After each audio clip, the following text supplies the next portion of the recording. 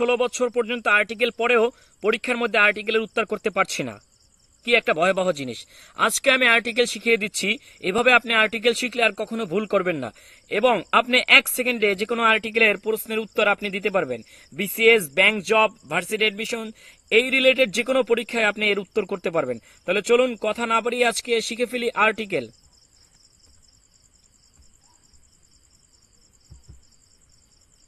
ওকে, আমি এখানে একটা বড় একটা পেজে আমি অনেকগুলো উদাহরণ দিয়েছি। আপনি নিজে নিজে ভিডিওটা একটু স্টপ করে নিজে নিজে আপনি অথবা আপনি একটু ট্রাই করেন তো এই আর্টিকেলের এই উত্তরগুলো আপনি দিতে পারেন কিনা। He is dash orphan, he is dash honest man, he is dash Oxford student. এভাবে এখানে অনেকগুলো দেওয়া আছে। It's dash eye catching scenery. আপনি যদি না পেরে থাকেন তাহলে সমস্যা নেই, আমি আপনাকে শিখিয়ে দিচ্ছি। আজকের পর থেকে আমি গ্যারান্টি দিচ্ছি আর কোনোদিন আপনি আর্টিকেল ভুলবেন না। ওকে, তাহলে চলুন আমি এখানে একটা টিপস দিচ্ছি, একটা ট্রিক্স দিচ্ছি।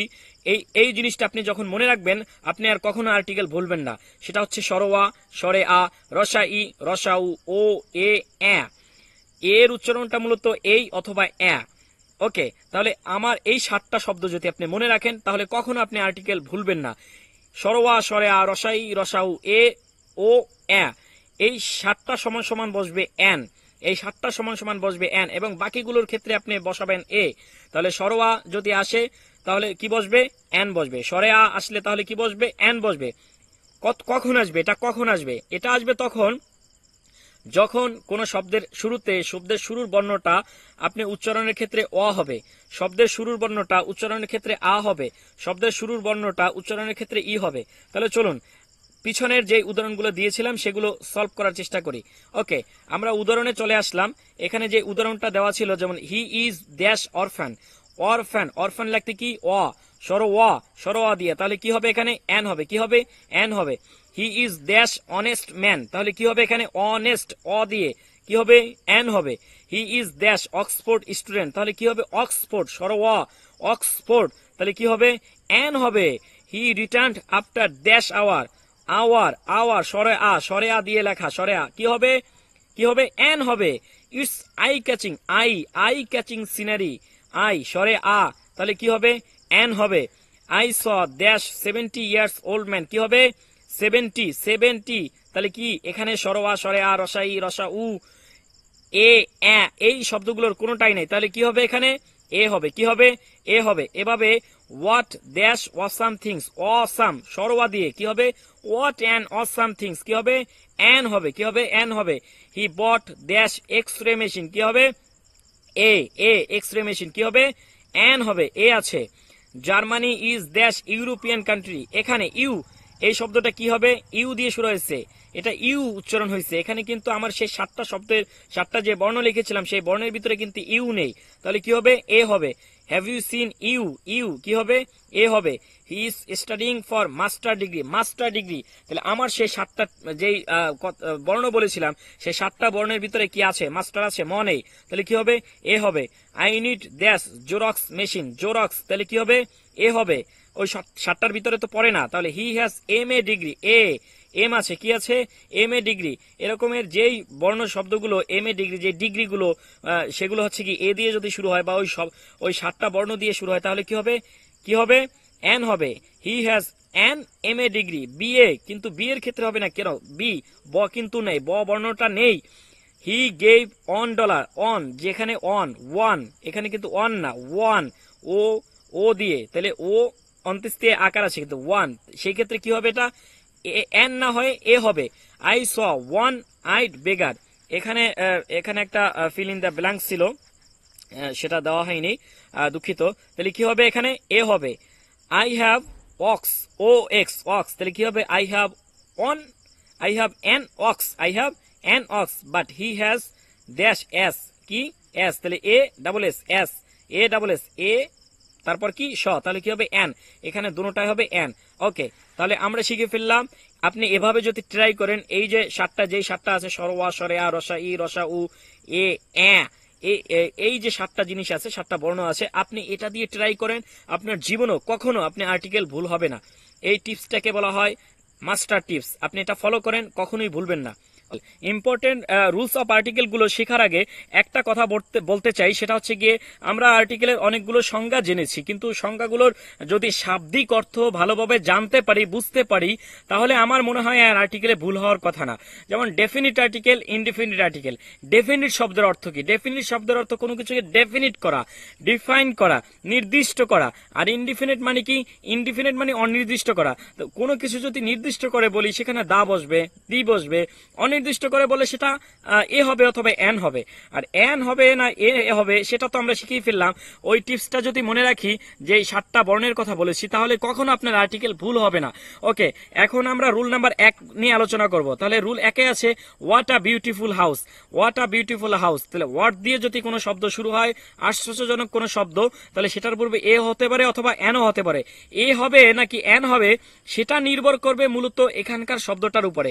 এখানে বিউটিফুল আছে, এই শব্দটা কি ওই যে 7টা বর্ণ শিখেছি ওই 7টা বর্ণ দিয়ে শুরু হয়েছে নাকি অন্য কিছু দিয়ে শুরু হয়েছে, সেটা অনুযায়ী এ হবে নাকি এন হবে। তাহলে এখানে কখনো দি হবে না অথবা দা হবে না। তাহলে হোয়াট আ বিউটিফুল হাউস, সেখানে এখানে এও হতে পারে অথবা এনও হতে পারে। ওকে, 2 নাম্বার রুলস আছে। সামিউল স আ মোস্ট ওয়ান্ডারফুল সাইট। এখানে সাধারণত যে কেউ দেখলেই কিন্তু দা বসিয়ে দেবে অথবা দি বসিয়ে দিবে। তো এখানে দি হবে না, দা হবে না কেন? এখানে এই যে আ মোস্ট, এই মোস্ট দ্বারা অত্যন্ত বোঝানো হয়েছে, ভেরি বোঝানো হয়েছে। নিচে আর একটা উদাহরণ দেওয়া হয়েছে, Karim saw a very charming sight. Sight মানে দৃশ্য। তাহলে কোনো কিছু যদি অত্যন্ত বোঝায় তাহলে ওয়ান্ডারফুল, এই ওয়ান্ডারফুলকে মডিফাই করা হয়েছে মোস্ট দিয়ে, অত্যন্ত। সামিউল দেখলো আ মোস্ট ওয়ান্ডারফুল সাইট, একটি অত্যন্ত চমৎকার দৃশ্য। তাহলে এখানে কি হবে? এখানে এ হবে। ওকে, তার পরবর্তী রুলসে চলে যাই। 3 নাম্বার রুলসে আছে দ্য চাইনিজ আর প্রোডাক্টিভ। একটু খেয়াল করুন, দ্য বেঙ্গলিস আর সিম্পল। তাহলে চাইনিজ, এখানে চাইনিজ, এটা কি চাইনিজ? চায়না জাতিকে বোঝানো হচ্ছে। এর পরবর্তী আছে বেঙ্গলিস, তাহলে বাংলা জাতিকে বোঝানো হচ্ছে। তাহলে কোনো জাতি যদি বোঝানো হয় তাহলে সেটার পূর্বে কি বসবে? হ্যাঁ, সেটার পূর্বে কি বসবে? দা বসবে। সেটার পূর্বে কি বসবে? তাহলে আমি যদি বলি the American are productive, the Americans are productive, অথবা যদি বলি দ্য ইন্ডাস্ট্রি, দ্য চায়না না sorry the Indian are industrious, তাহলে কি বসবে? দা বসবে। তাহলে জাতির নামের পূর্বে, মনে রাখি, জাতির নামের পূর্বে দা অথবা দি বসতে পারে, কিন্তু ভাষার নামের পূর্বে, ভাষার পূর্বে কখনো দা বসে না। যেমন হি can speak the Japanese like the Japanese. এখানে জাপানিজ কিন্তু ভাষা একটা, তাহলে দা হবে না। কি হবে না? স্পিকের পরে যে জাপানিজ, এটা দিয়ে কিন্তু ভাষা বুঝিয়েছে। তাহলে he can speak Japanese like the Japanese. Okay, he knows German. German এবং জার্মানি, জার্মানি হচ্ছে গিয়ে জাতির নাম আর জার্মান হচ্ছে গিয়ে ভাষার নাম। তাহলে কি হবে? হি নোস জার্মান, নট জার্মানি। ওকে, আমরা পরবর্তী রুলসে চলে যাই। 4 নাম্বার রুলস আছে the earth moves round the sun. তাহলে পৃথিবীতে যদি কোনো জিনিস একটা থাকে, পৃথিবী একটা, মঙ্গল গ্রহ একটা, এরকম বুধ একটা, বৃহস্পতি একটা, সান একটা, চাঁদ একটা, তাহলে দা মুন, দা সান, দা আর্থ, তাহলে দা এরকমের দা বসবে। কোনো কিছু যদি নির্দিষ্ট একটা বুঝায় তাহলে কি বসবে? দা বসবে। ওকে, 5 number rules the bus runs on the Gazipur road. তাহলে এখানে একটু খেয়াল করুন, Gazipur road, this is available on the Bangabandhu avenue. এখানে কি আছে? অ্যাভিনিউ আছে, এখানে রোড আছে। তাহলে নামের শেষে যদি রোড থাকে তাহলে রোডের পূর্বে এখানে কি বসবে? দা বসবে। আর যদি অ্যাভিনিউ থাকে সেখানে কি বসবে? কিছু বসবে না, নো আর্টিকেল। কি বসবে? No article. তাহলে this is available on Bangabandhu avenue, the bus runs on the Gazipur road, on the Jatrabari road, on the Bangabandhu road, যদি এখানে এভিনিউ না দিয়ে বঙ্গবন্ধু রোড। ওকে, তাহলে রোডের পূর্বে দা অথবা দি এবং এভিনিউর পূর্বে কখনো দা অথবা দি বসবে না, no article. The Nelson is a British warship. এখানে Nelson is a British warship, এটা একটা জাহাজের নাম বোঝাচ্ছে। তাহলে জাহাজের নামের পূর্বে কি বসে? দা বসে। The Persian Gulf has many fishing ground. সাগর, মহাসাগর, নদী, এগুলোর নামের পূর্বে কি বসে? না, দা বসে। কি বসে? দা অথবা দি বসবে। দা বাংলাদেশ প্রতিদিন, দা প্রথম আলো, সংবাদপত্রের নামের পূর্বে দা বসে। দা কালের কণ্ঠ, দা সমকাল, দা মানব জমিন, এরকমের যতগুলো সংবাদপত্র আছে, যেমন the Reuters, the New York Times, এগুলোর পূর্বে কি বসবে? দা বসবে। নভো ইয়ার, তাহলে নভো ইয়ারের পূর্বে কি বসবে? দা বসবে। কেন? বিমান, এয়ারলাইন্স, এগুলোর পূর্বে দা বসে। দা এমিরাটস এয়ারলাইন্স। তারপরে যেই এগুলো নিয়ে আলোচনা করি, তাহলে আমরা এখন বলতে পারি সংবাদপত্র, জাহাজ, ধর্মগ্রন্থ, প্লেন, বিমান, বিখ্যাত অট্টালিকা, নদী, সাগর, মহাসাগর, পর্বতমালা। একটু খেয়াল করেন, পর্বতমালা, দ্বীপপুঞ্জ। তাহলে পর্বতমালা, দ্বীপপুঞ্জ এগুলোর পূর্বে কি বসবে? দা বসবে। কিন্তু যদি দ্বীপপুঞ্জ না হয়, পর্বতমালা না হয়, শুধু যদি পর্বত হয়, শুধু যদি দ্বীপ হয়, তাহলে সেগুলোর পূর্বে দা বসে না। যেমন দা মাউন্ট এভারেস্ট, এটা একটা। দা ইউরোপ, এটা একটা। দা ভেনাস, একটা। তাহলে একটা যদি হয়, সেগুলোর পূর্বে কখনো দা বসে না। তাহলে কিন্তু একটি মাত্র মহাদেশ বা পর্বত বা দ্বীপ বা হ্রদ, এগুলোর পূর্বে দা বসে না। একটা হলে সেটার পূর্বে দা বসে না। তাহলে এটা খেয়াল করতে হবে। তাহলে আমরা পেলাম কি? সাগর, মহাসাগর, জাহাজ, ধর্মগ্রন্থ, প্লেন, বিমান, বিখ্যাত অট্টালিকা, নদী, সাগর, মহাসাগর, পর্বতমালা, দ্বীপপুঞ্জ এগুলোর পূর্বে কি বসবে? দা বসবে। Okay. Water has no colour, water has no colour, milk is white. তাহলে এখানে কি বসবে না? দা বসবে না। ওয়াটার, এটার কোনো কোয়ান্টিটি নেই, তাইলে এখানে কি বসবে না? দা বসবে না। আমি আগেও বলেছি যে যেটার কোয়ান্টিটি আছে, মানে হচ্ছে কি ডিফাইন করা যায়, ডেফিনিট করা যায়, সেটার পূর্বে কি বসবে? দা বসবে। কিন্তু এই নিচের লাইনটা দেখেন, যেটা রেড কালারে মার্ক করা, the water of this pond is lucid. এখানে বলাই আছে দিস পন্ড ইজ লুসিড। তাহলে এই পুকুরের পানি কি? পরিষ্কার, স্বচ্ছ। তাহলে এই পুকুরের পানি, এটা নির্দিষ্ট করে দেওয়া আছে, সেজন্য কি বসবে? দা বসবে। ওকে, আমরা পরেরটায় চলে যাই। পরে এখানে দেওয়া আছে kindness is a great virtue. 8 number rule, kindness is a, এটা আগেরটার মতোই, মানে এটা নির্দিষ্ট করে দেওয়া আছে। যেমন দয়া, এটা কোয়ান্টিটি করা যায় না, এটা পরিমাপ করা যায় না। তাহলে এটার পূর্বে দা বসবে না। কিন্তু যদি কোনো ব্যক্তি বর্গের ক্ষেত্রে এটা নির্দিষ্ট করে দেওয়া হয়, যেমন হাতেম তাইয়ের যে দয়া, হাতেম তাই যে দয়ালু ছিল, সেটা কিন্তু সবার কাছে পরিচিত। তাহলে the kindness of Hatim Tai is known to all, the kindness of Hatim Tai is known to all. তাহলে হাতেম তাইয়ের দয়া, হাতেম যে একজন দয়ালু ছিল, সেটা কি সবার কাছে পরিচিত। তাহলে একজনকে নির্দিষ্ট করে দিলে তখন দা বসে। আর 9 number rule, the Browns, the Khans, the Chowdhurys. এই যে প্লুরাল ব্যবহার হয়েছে, মানে কোন গোষ্ঠীকে, সম্প্রদায়কে যদি প্লুরাল হিসাবে ব্যবহার করা হয়, তার পূর্বে কি বসে? দা বসে।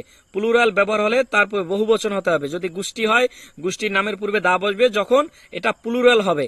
ওকে। 9 নাম্বার। 10 নাম্বারে, winter is the best time for picnic, I went to the picnic in the last winter.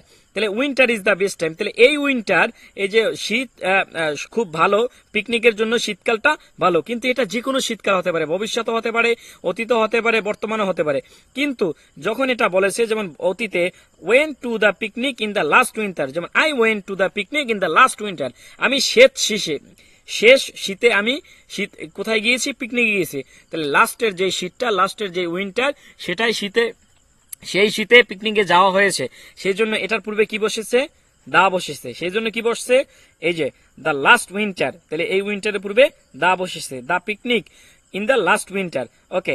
11 number rule, the poor, the rich. এই যে সম্প্রদায় বোঝানো হচ্ছে, জাতি সম্প্রদায় বোঝাতে দা ব্যবহার হবে। 12 number rule, the US, the UK, the UAE, the Sundarban, the Taj Mahal. এটা হচ্ছে যুক্ত বর্ণগুলো, যেমন ইউএস, ইউকে, যে যুক্ত বর্ণগুলো আছে, এগুলোর পূর্বে দা বসে। দ্য সুন্দরবন, তাহলে যুক্ত বর্ণ, প্রসাদ, যুক্ত দেশ, এই স্থানের নামের পূর্বে কি বসবে? দা বসবে। তাহলে ঐতিহাসিক যে কোনো স্থান, ঐতিহাসিক স্থানগুলোর পূর্বে দা বসে। দা ম্যাগনা কার্টা, এটা একটা দলিল। তাহলে যদি বলা হয় স্বাধীনতার 71-এর দলিল, সেটার পূর্বে কিন্তু দা বসবে। তাহলে সংবিধানের পূর্বে ওখানে দা বসবে। তাহলে দা 71 কনস্টিটিউশন, দা 71 ডকুমেন্টস, সেটার পূর্বে কি বসবে? দা বসবে। ওকে। 14 number, the Holy Quran, the Bible, দা ইলিয়ড। তাহলে কিছু যেই গ্রন্থগুলো আছে, ওই গ্রন্থগুলোর পূর্বে নাম দা বসে। নির্দিষ্ট কিছু বইয়ের উপরে দা বসবে, যেমন the Holy Quran, the Bible, the Gita, the Mahabharata, the Ramayana. Okay. আচ্ছা। 15 number rules, he can play the flute, he can play the piano. তাহলে বাদ্যযন্ত্র পূর্বে কি বসে? দা বসে। কোনো বাদ্যযন্ত্র বোঝাতে তার পূর্বে দা বসে। তাহলে হি ক্যান। প্রত্যেক দিন হচ্ছে কি চেষ্টা করব গ্রামারের এক একটা চ্যাপ্টার নিয়ে, এক একটা পার্ট নিয়ে আলোচনা করতে। এখানে আমি সাহিত্য নিয়ে আলোচনা করব, বাংলা সাহিত্য, ইংরেজি গ্রামার, বাংলা গ্রামার, ম্যাথ নিয়ে আলোচনা করব। ধন্যবাদ, আমার পাশে থাকুন এবং বেল আইকনটি ক্লিক করে আপনার নোটিফিকেশন বারটি অন করে রাখুন। আমি প্রত্যেক দিন চেষ্টা করব এক একটা করে নতুন ভিডিও দিতে। ওকে, আল্লাহ হাফেজ, থ্যাংক ইউ।